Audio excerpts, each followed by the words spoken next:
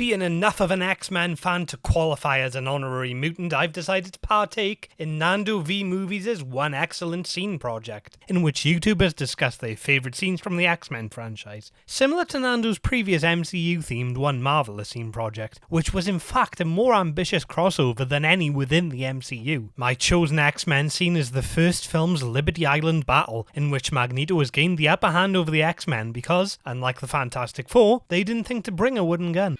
I made it out of wood, specially to fool you. What?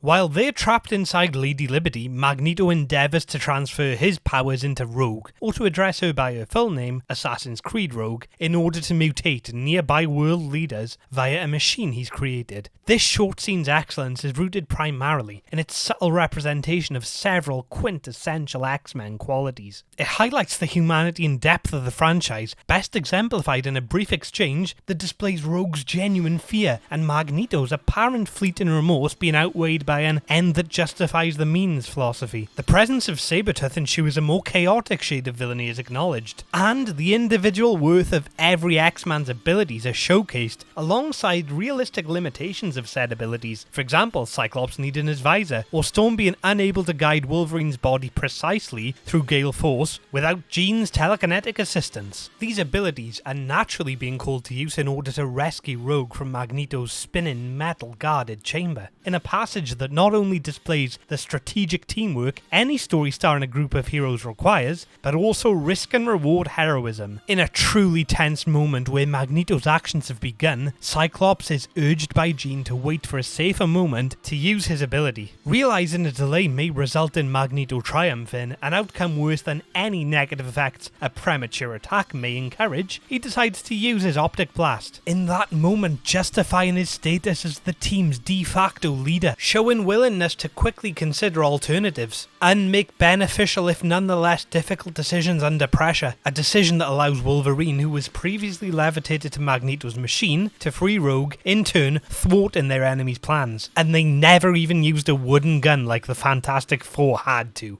I made it out of wood, specially to fool you. What?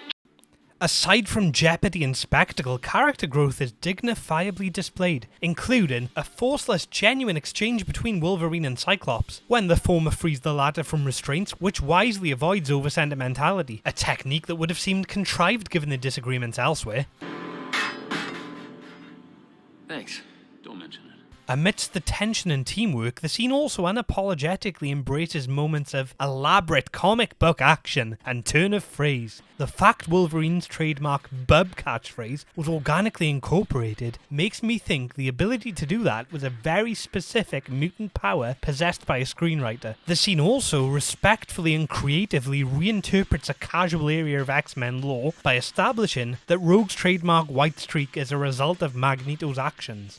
This scene was not my original choice. That title belongs to Nightcrawler's X-Men 2 introduction, which had already been detailed in another video. I actually had a small cardboard cutout of Nightcrawler for years hung from my bedroom ceiling. All evidence suggests my life officially peaked in that period. I soon chose this one over its competitors due to its plot relevance and wide audience appeal. The action and effects would hold the attention of the youngest audience members, the comic book references would satisfy fans, while the nuance highlighted elsewhere would satisfy adult audience members. Nuance that likely escaped my notice when I was a young idiot. Though of course things have changed. These days I'm a slightly older idiot. To conclude, the Liberty Island scene features suspenseful action that genuinely advances character and plot, thereby creating a necessarily grand finale. What an excellent scene. Oh, now I get it. The One X-cellent Scene playlist will be linked during the end screen, alongside some previous uploads of mine. Thank you for watching, and if I don't see you next time, I'll assume you've encountered Magneto and forgot to bring an X-Man, or even a wooden gun with you. Just call the four, Fantastic Four. Reed Richards is elastic, Sue can fade from the side. Johnny is the Human Torch, Thing just loves to fight. Look, there was no singing in the 90s X-Men cartoon theme song, okay? I did what I could, which as you can see wasn't much at all.